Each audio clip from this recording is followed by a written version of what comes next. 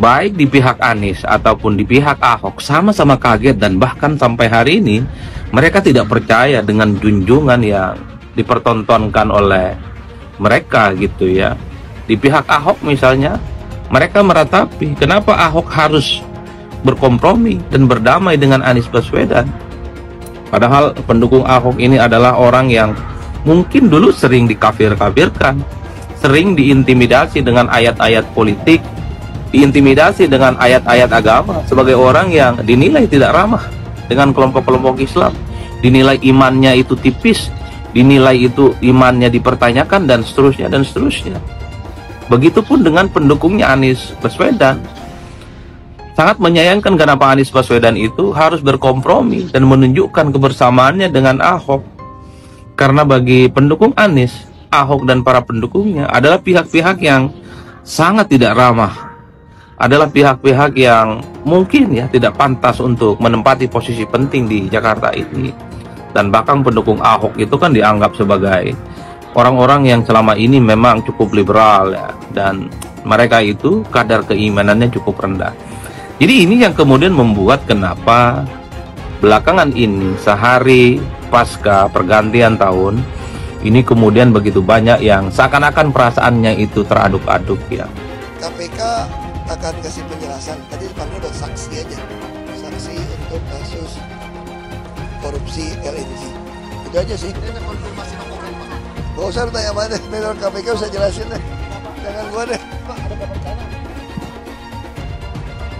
Itu berapa pertanyaannya? Gak banyak juga sih. Kan gua udah lupa, ini kasus LNG bukan di zaman saya semua. Cuma kita yang temukan waktu zaman saya jadi komut itu aja sih. Itu sudah terjadi kontraknya sebelum saya masuk. Nah ini pas ketemu itu di Januari 2020 lah. Setelah saya 2 bulan di dalam. Ya, itu aja sih. Ada yang mengatakan Prabowo mau maafkan koruptor. Bukan begitu. Kalau koruptornya sudah tobat, bagaimana tokoh-tokoh agama? Iya kan? Orang bertobat, tapi kembalikan dong yang kau curi.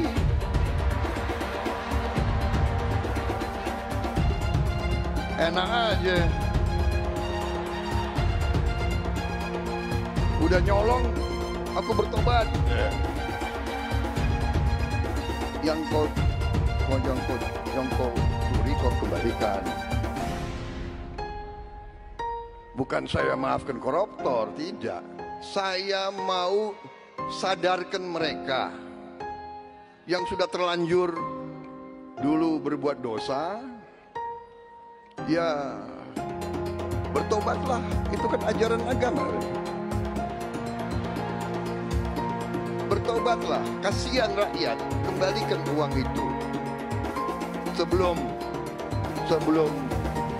kita cari hartamu kemana, kita akan cari.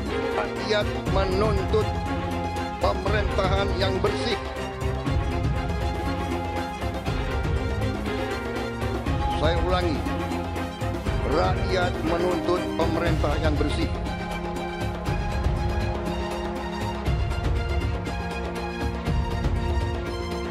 Saya dipilih oleh rakyat. Atas nama rakyat Indonesia, saya tegaskan semua aparat pemerintah Indonesia, bersihkan dirimu masing-masing. Misalnya kalau kemarin kalau saya mau kompromi, saya mungkin nggak pernah masuk penjara, saya masih jadi gubernur. Kalau mau kompromi anggaran, sejarah akan mencatat Anda butuh legacy. Kan kita percaya dong, reputasi yang baik itu mengalahkan segala jabatan maupun kekayaan. Nah kenapa sih Anda nggak mau meninggalkan legacy? Kau jadi seorang presiden gitu, itu harapan saya seperti itu kan. Anda harus berani dong. Kayak saya bisa jadi gubernur DKI Jakarta lagi. Terus pertanyaan kita sama, emang kita bisa buat apa sih buat Indonesia kalau begitu? Yang berkuasa semua hanya bagi-bagi kue, kompak, giliran, yang punya partai. Nah, kita juga bersyukur loh. Ada putusan MK yang baru, menarik juga. Tiba-tiba tidak ada lagi parlemen threshold. Artinya, siapapun bisa punya partai baru, dia begitu bisa masuk ke Senayan, yang begitu masuk ke dalam, dia berani gak menyuarakan kebenaran. Jadi Kita harap ada yang berani berdiri untuk kebenaran, berdiri untuk keadilan gitu ya, berdiri untuk kejujuran, berdiri untuk beri kemanusiaan. Nah, kita bukan bagi-bagi rezeki. Ini bicara anak cucu cicit kita.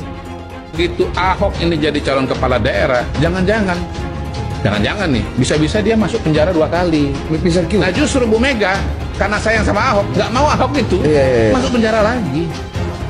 Karena saking sayangnya. Saking sayangnya, dia tahu juga kemampuan komunikasi atau batas komunikasinya Ahok. Kalau kita linear nih, ya, itu Ahok saya yakin punya kedekatan emosional, dianggap kompeten, elektabilitas bagus. Tapi kan Ahok ini kan menyimpan bom waktu. Ya, Bu Mega sadar itu juga. Sadar itu. Ahok sendiri udah ngomong berkali-kali, Bu Mega masih nyuruh saya diam kan. Harusnya Bapak ketemu setiap muslim itu harus minta maaf. Ya, bukannya mengatakan hal ini biasa saja. Ini ngawur ini orang lo, bos. Lalu apa gunanya minta maaf? Apakah itu dari hati atau sesuai kebutuhan?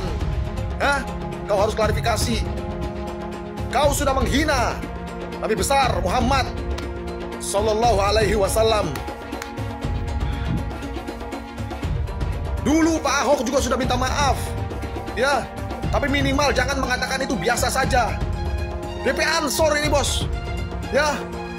Orang NU Muhammadiyah juga sudah bicara. Anda anggap seperti itu biasa saja.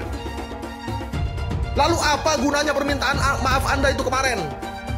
Saya mau tanya, guys, luar biasa ini loh orang loh. Astagfirullahalazim. Jadi kalau ada manusia yang menghina Nabi, itu dia lebih hina daripada anjing. Apalagi ngebandingin Nabi dengan pemuda nganggur. Hei, calon wakil gubernur Sinting. Lalu ente sebut Nabi yang ngelamar Sayyidah Khadijah, itu ente sebut pemuda nganggur gitu. Yang nganggur tuh ente. Sampai nyari kerja di Jakarta. Gini amat ya ente nyawagup. Baru calon aja kayak gini. Janda kaya, tolong nikahi pemuda yang nganggur.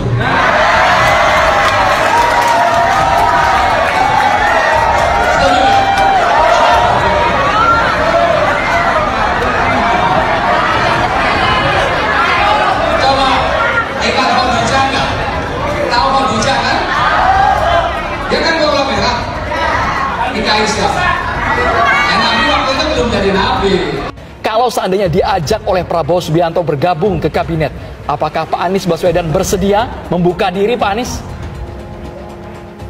Ya, saya rasa lebih bijak kalau saya merespon sesudah ada ajakan. Kan tidak patut saya mengatakan ya atau tidak, padahal ajakannya aja tidak ada. Belum ada. Jadi saya rasa kita hormati justru dengan tidak berspekulasi. Tapi kita hormati karena sekarang ini yang berada di dalam koalisi itu saja jumlahnya sudah amat banyak. Ya. Jadi kita tunggu ketika nanti ada pembicaraan, baru pada saat itu saya akan menyampaikan respon. Jadi itu saya rasa etikanya begitu. Oke. Masih menunggu ada ajakan atau tidak. Tapi kalau misalnya nanti ada ajakan, apakah akan menerima itu, Pak Anies? Ya jangan berandai-andai, belum dengar gitu. Kemarin pendukung Anies sama pendukung PKS, saudara di Twitter sama-sama perang lawan Fufu Fafa. Lu tahu Fufu Fafa? Gua kira nggak tahu. Sekarang saudara pendukung Anies sama pendukung PKS dia ribut, ya Fufu Fafa girang, betul? Betul? Nah, sekarang saya mau tanya, yang mesti diserang, nih saya mau tanya, jujur jawab dan kompak, yang mesti diserang PKS atau Fufu Fafa? PKS atau Fufu Fafa? Baik, sekarang saya mau tanya lagi saudara, yang mesti diserang saudara, pendukung Anies atau Fufu Fafa? Yakin? Fufu Fafa bapaknya, aminnya, adiknya, kakaknya. Itu yang kita ganyang habis-habisan, betul? Ini yang diganyang pengikut Anies, iya. Yang diganyang pendukung PKS, iya. Presidennya Fufu Fafa, rakyatnya nyonyo. Ayo ganyang Fufu Fafa, ganyang Fufu Fafa, sekarang juga semua. Ayo, ayo ganyang fufu fafa, ganyang fufu fafa, sekarang juga. Lagi, ayo, ayo ganyang fufu fafa, ganyang fufu fafa, sekarang juga. Mujahidin medsos, ayo bongkar habis-habisan kebobrokan fufu fafa. Jangan sampai kita dipimpin oleh fufu fafa. Betul? Takbir, takbir. Anies itu tidak menggebrak. Tidak pernah ketika diserang itu, kau salah mengatakan tentang aku begini-begini. Tidak pernah ada. Dia nyeringas dan senyum. Ya senyum, kiri kanan senyum, kiri kanan senyum. Dia tidak punya watak menggebrak. Dan dia mengatakan ingin menjadi tokoh perubahan. Ya nanti dulu, jangan ditipu. Saya mengerti. Perubahanmu dalam politik Indonesia itu apa? Katakan. Dia tidak pernah mengatakan. Ya karena dia nggak bisa mau mengatakan apa. Mesti ada perubahan. Ya perubahannya itu apa? Fokusmu itu di mana? Ada titik fokus. Untuk menyatakan ini saja dia tidak bisa menyatakan. Tidak bisa menyatakan. Lalu selalu ingin membawa perubahan. Oh ya perubahan. Pak Anies ingin meninggalkan kondisi ini. Tapi mau menuju kemana? Ya perubahan mau kemana, Bung? Perubahan mau kemana, Bung? Jangan menipu orang-orang yang mengerti tentang perubahan. Anies tidak pernah menggunakan politik identitas. Itu fakta. Jadi yang menggunakan politik identitas yang pertama kali itu adalah Ahok. Nggak boleh, silakan buka. Maksudnya gini, saya ini minoritas 3 kali. Kan disebutkan Ahok itu kan? Saya Cina, saya Kristen, saya orang dari Sumatera, minoritas 3 kali. Jadi yang mengangkat isu-isu identitas ini justru Ahok. Jadi sebenarnya yang harus kita teliti kalau secara faktual, kenapa Ahok mengangkat isu politik identitas?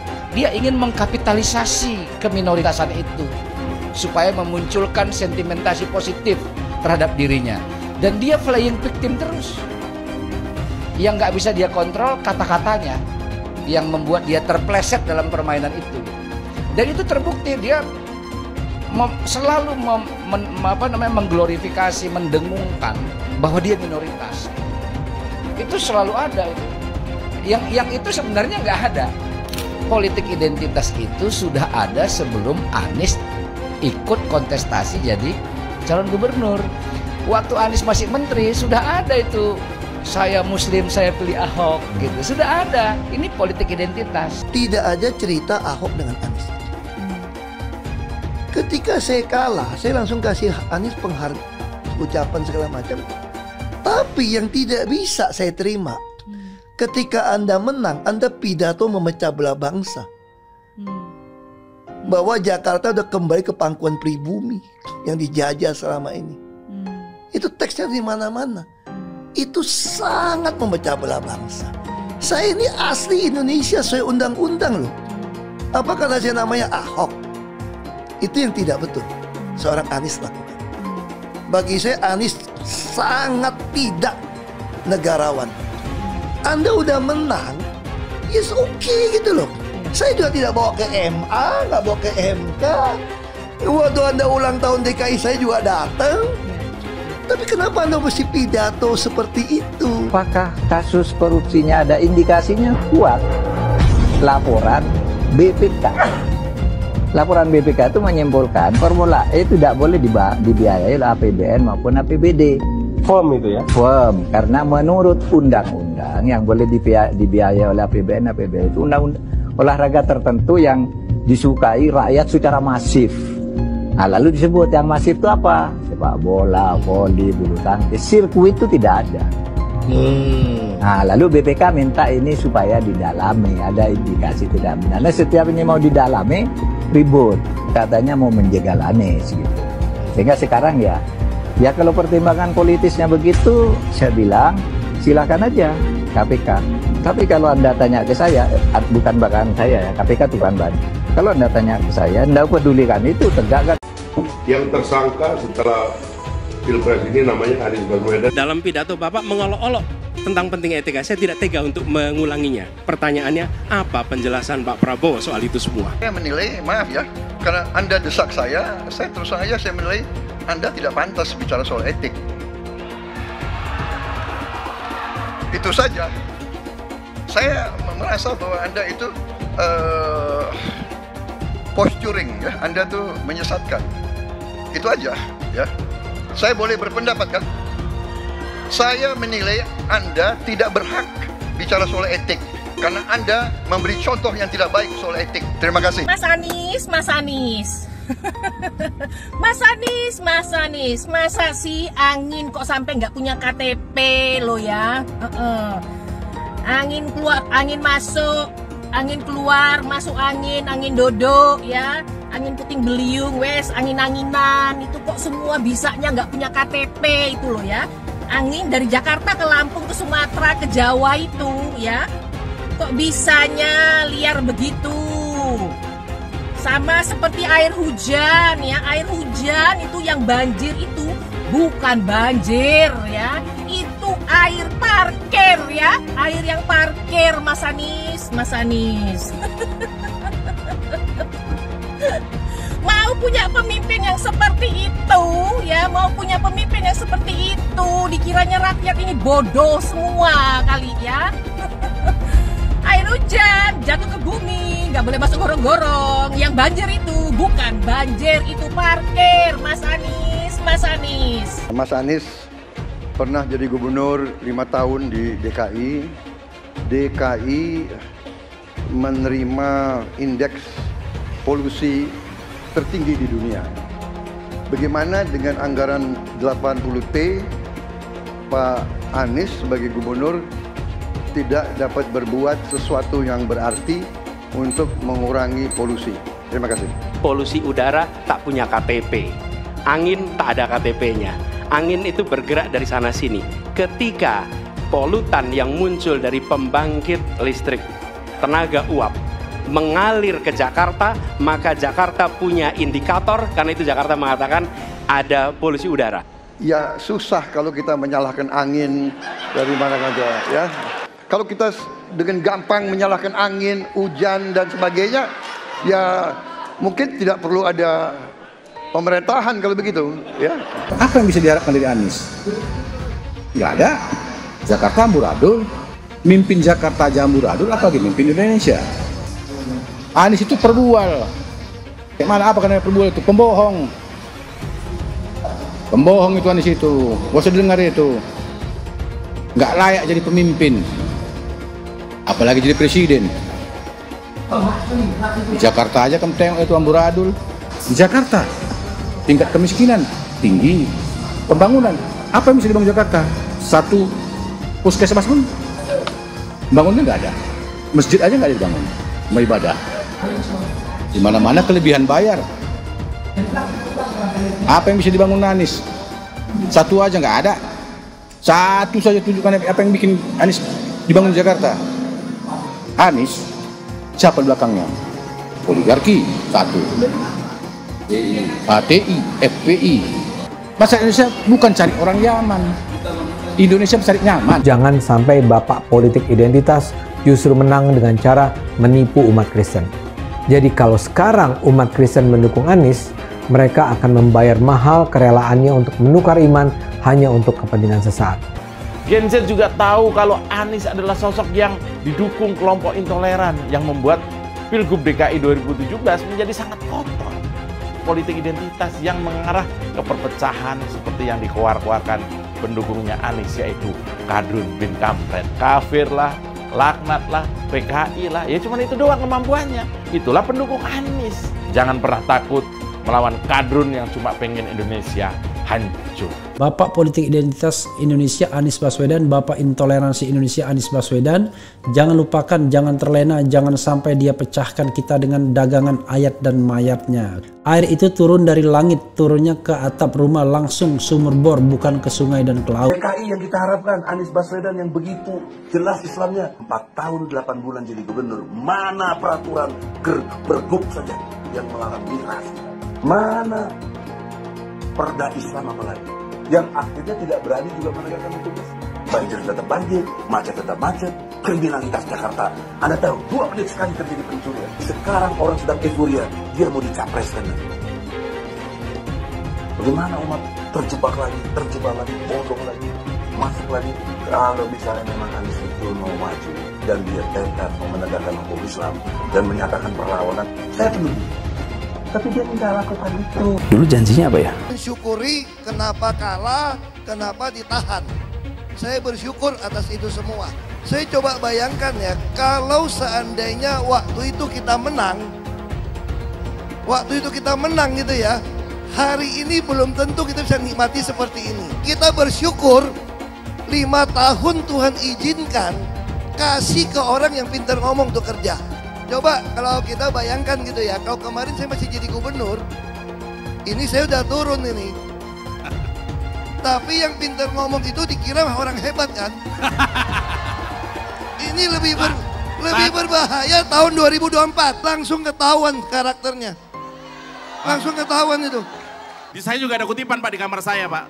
Tulisannya, Jakarta telah mengambil keputusan yang fatal. Dan ini aneh, betul-betul aneh. Ini bukan kampanye, tapi saya sampaikan sini. Di satu sisi menyiapkan jalur-jalur air untuk dikirim ke laut, di sisi lain di lautnya dipasang dengan pulau reklamasi. Tinggal tunggu waktu jadi rob, air balik. Dan ini melawan sunatullah. Kenapa? Air itu turun dari langit ke bumi, bukan ke laut. Harusnya dimasukkan ke dalam bumi, masukkan tanah. Di seluruh dunia air jatuh itu dimasukkan ke tanah. Bukan dialirkan pakai gorong-gorong raksasa ke laut.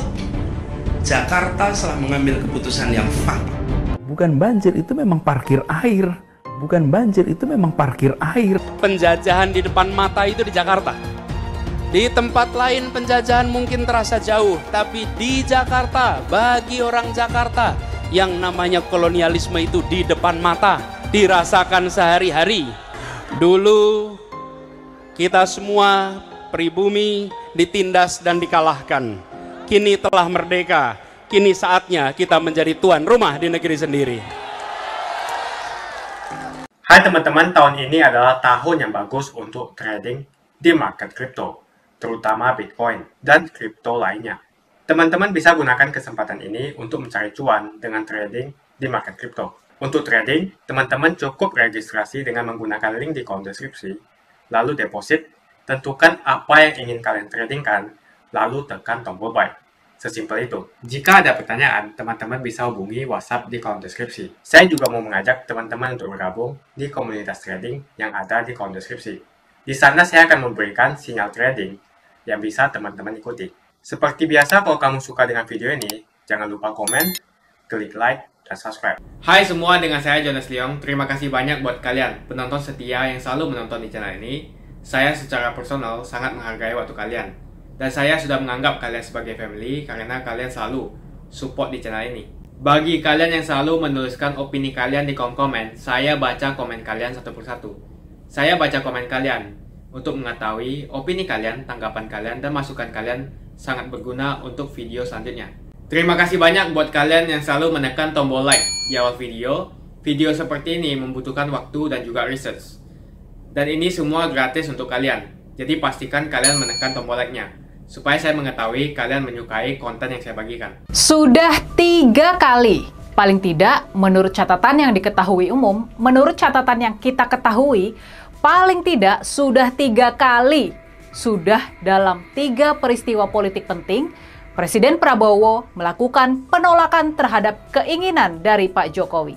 Nyatanya, nggak selalu Pak Prabowo mengikuti dan mengiyakan permintaan dari Pak Jokowi. Benar nggak?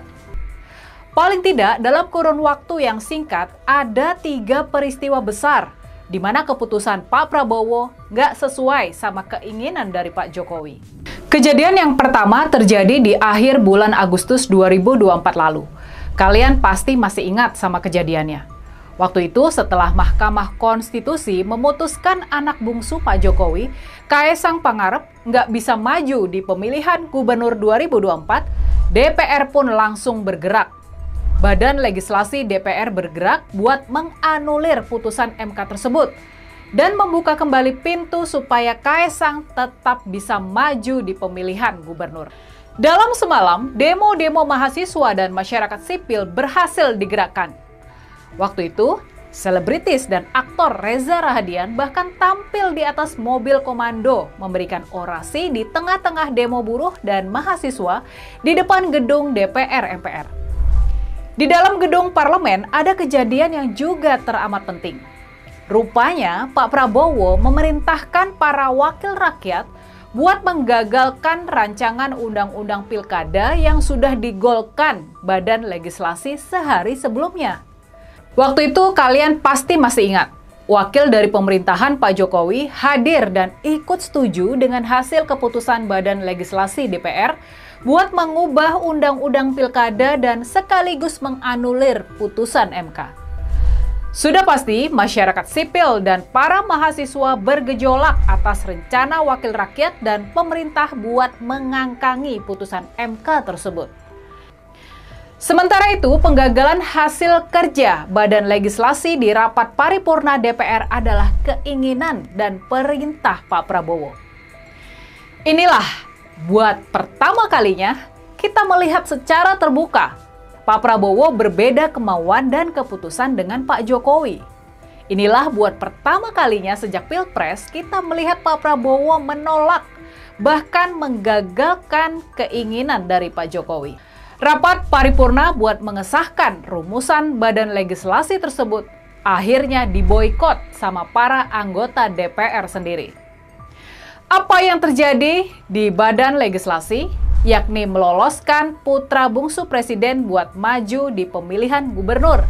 Manuver ini tentunya atas keinginan dan perintah dari Pak Jokowi.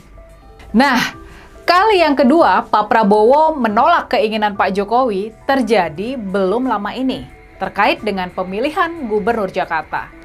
Kita tahu dalam pilkada Jakarta tersebut, Pak Jokowi ikut cawe-cawe buat memenangkan pasangan Kang Ridwan Kamil dan Pak Suswono yang disokong koalisi Gemoy Kim Plus. Dari pemberitaan, kita tahu kalau Pak Jokowi sudah terbang dari Solo ke Jakarta buat bertemu empat mata dengan Presiden Prabowo. Salah satunya buat membahas soal hasil pilkada Jakarta ini. Tapi kemudian Pak Prabowo rupanya menolak keinginan dari Pak Jokowi buat memaksakan adanya putaran kedua. Kang Ridwan Kamil dan Pak Suswono kalah telak di putaran pertama pemilihan. Mas Pramono Anung dan Bang Dul Rano Karno menang dalam satu putaran. Tapi rupanya Pak Jokowi menghendaki ada pemilihan putaran kedua. Pak Jokowi mau memaksakan adanya pemilihan putaran kedua. Tim sukses Kang Emil pun digerakkan buat melayangkan gugatan hasil pemilihan putaran pertama ke Mahkamah Konstitusi. Sekali lagi, Pak Jokowi cuma bisa gigit jari melihat keinginannya nggak digubris sama Presiden Prabowo. Inilah peristiwa kedua di mana Presiden Prabowo nggak sejalan sama Pak Jokowi. Dia memerintahkan tim sukses Ridwan Kamil dan Suswono buat membatalkan rencana gugatan ke MK. Padahal konon nih berkas gugatan sudah siap dan tinggal ditandatangani saja. Nah, kejadian yang ketiga. Penolakan ketiga Pak Prabowo terhadap keinginan Pak Jokowi terjadi berkaitan dengan IKN, berkaitan dengan Ibu Kota Nusantara. Ini berkaitan dengan program andalan dari Pak Jokowi. Tapi soal IKN ini, Pak Prabowo rupanya menolak buat terburu-buru seperti Jokowi. Dia mau lebih realistis soal perencanaan waktu pembangunan ibu kota baru tersebut. Maka diputuskanlah kalau pemerintah berencana pindah ke IKN paling cepat di tahun 2028. Masih 3 atau 4 tahun lagi dari sekarang. Kita tahu sebelum lengser, Pak Jokowi benar-benar tancap gas buat membereskan IKN dan mengklaim kalau ibu kota baru tersebut sudah siap buat ditempati di tahun 2024. Dia sendiri bahkan sudah sempat ngantor di sana dan upacara 17 Agustus pun dilaksanakan di IKN. Keinginan Pak Jokowi supaya kita bisa buru-buru pindah ke IKN akhirnya batal, akhirnya gagal total. Dan lebih jauh dari itu, ini juga penting buat kita catat. Belum lama ini kita juga membaca berita kalau Pak Prabowo sudah memerintahkan penghentian sementara pembangunan jalan-jalan tol. Mungkin ini disebabkan kondisi keuangan pemerintah yang memang lagi porak-poranda. Sekarang proyek yang paling sukses tersebut malah dihentikan sama Pak Prabowo. Dan berarti itu dianggap nggak terlalu penting sama Pak Prabowo. Tapi sudah pasti penghentian pembangunan jalan tol ini adalah langkah yang berani dan penting dari Pak Prabowo. Mengingat selama ini pembangunan jalan tol sudah menjadi simbol dari keberhasilan pembangunan oleh Pak Jokowi. Selain 3 penolakan tadi, ada satu lagi peristiwa penting yang menunjukkan kalau Pak Prabowo mulai semakin kuat menancapkan kuda-kuda pemerintahannya. Yang terakhir ini terkait dengan perombakan di jajaran TNI. Perombakan di jajaran tentara.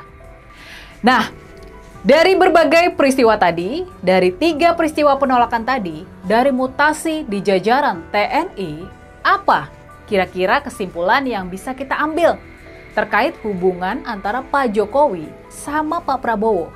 Catatan pentingnya di sini, konon jenderal-jenderal yang selama ini dikenal dekat dengan Pak Jokowi, yakni para mantan ajudannya dan mereka yang pernah bertugas di Solo, mereka digeser dari posisi-posisi yang strategis.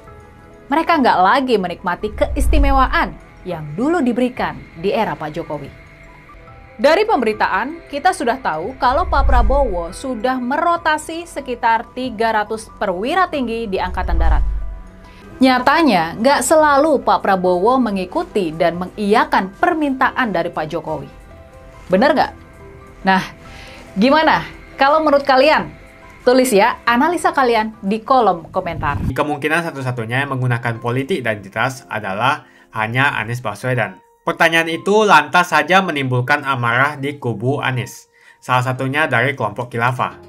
Orang kepercayaan Anies menyatakan politik identitas adalah framing yang selalu dibangun untuk menyudutkan, padahal selama kepemimpinan Anies Baswedan sebagai gubernur tidak sekalipun Anies membeda-bedakan warga berdasarkan agama dan ras. Buat saya, apakah benar menyebut politik identitas itu adalah sekedar framing untuk menyudutkan Anies? Saya akan membantah pernyataan itu. Kubu Anies terus berusaha mengaburkan makna politik identitas. Mereka berulang kali bilang bahwa identitas adalah hal yang alamiah dalam kehidupan manusia. Jadi apa salahnya dengan menonjolkan identitas keislaman seorang calon presiden? Tapi saya yakin Anies tahu yang dimaksud dengan politik identitas adalah politik yang menggunakan agama sebagai alasan mengapa seorang kandidat harus dipilih atau mengapa seorang kandidat jangan dipilih. Politik identitas ini sangat berbahaya. Politik identitas membuat masyarakat menjadi tidak rasional dalam berpolitik. Yang menjadi faktor utama dalam politik identitas adalah agama. Seorang kandidat akan dipilih karena agamanya, terlepas dari apakah dia melakukan korupsi atau melakukan pelanggaran HAM. Ketika politik identitas digunakan, maka ini akan berpotensi konflik, karena usai pemilihan, konflik itu akan terus berlangsung dalam waktu yang lama. Masalahnya, ada alasan yang cukup kuat untuk menduga bahwa Anies sangat mungkin menggunakan politik identitas, yang memang dikatakan normal ketika menjabat sebagai gubernur DKI. Dalam proses menjadi gubernur, kubu Anies jelas-jelas menggunakan agama sebagai alasan untuk menjatuhkan Ahok. Anies jelas-jelas menggunakan agama sebagai alasan untuk menjatuhkan Ahok, sampai akhirnya Ahok dipenjara. Jadi ada track record sebelumnya bahwa Anies bisa menggunakan politik identitas untuk mencapai tujuannya. Anies sangat mungkin menggunakan politik identitas karena ini memang keunggulan komparatif dari Anies. Dia mungkin saja seorang doktor dari Amerika Serikat, tapi rekam jejak kepemimpinannya sangat tidak bagus. Dia gagal sebagai rektor Paramadina, gagal sebagai menteri, dan gagal sebagai gubernur. Jadi agama digunakan untuk membangun dukungan terhadap Anies. Itu saja opini saya. Pastikan Anda menekan like di video ini dan bagikan video ini ke teman dan family Anda supaya mereka mengetahui informasi ini. Jangan lupa tekan tombol subscribe dan bunyikan tombol loncengnya supaya kamu tidak ketinggalan info dari channel Johannes Leong. Dan saya akan jumpa kalian di video selanjutnya.